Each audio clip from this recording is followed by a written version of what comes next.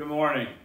I hope you've had a great week, and I hope I get to see you tomorrow morning at the Unit Church of Christ at 9 o'clock. We have a real treat in store.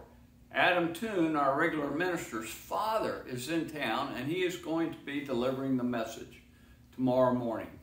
That'll be Mike Toon, and Adam's going to lead singing. So I hope you all come and join us tomorrow morning at the Unit Church of Christ. I have a lot of very strong beliefs. Some people would call them opinions. I know I have an opinion about a lot of things, but a lot of those things aren't just opinions. They're core beliefs that I have and that I hold on to. And when I was young, probably a little bit more arrogant, I defended those opinions or beliefs very rigorously sometimes with a lot of passion. Some people probably thought that was ignorance.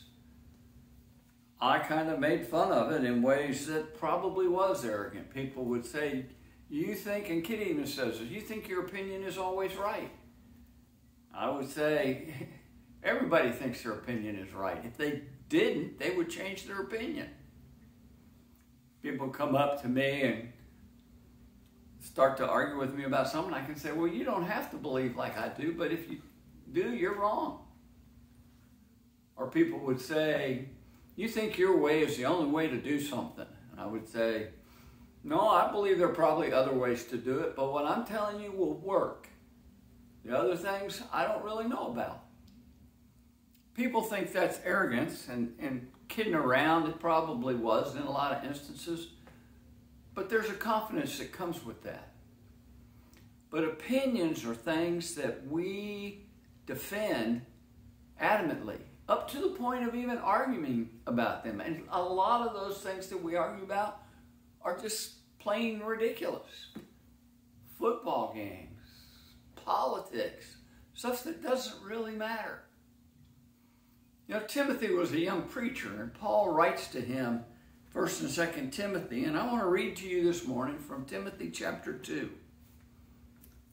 2 Timothy chapter 2, beginning in verse 15. And I'm going to skip some verses here for time, but verse 14 says, keep reminding them of these things. Warn them before God against quarreling about words. It is of no value and only ruins those who listen. Verse 16. Avoid godless chatter, because those who indulge in it will become more and more ungodly. Their teachings will spread like gangrene. And then verse 22.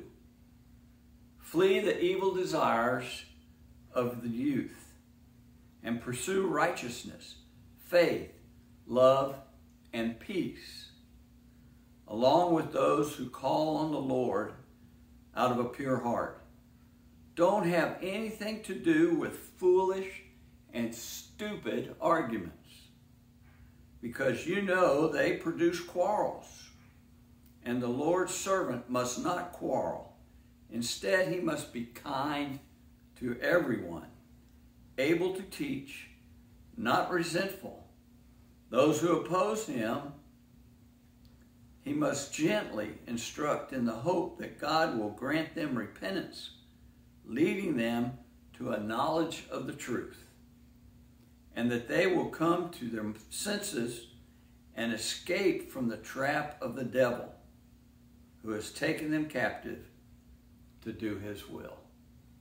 Let's not get in senseless arguments and things that lead to quarrels and dissension among people and brothers. Be safe, stay well out there, and have a Merry Christmas.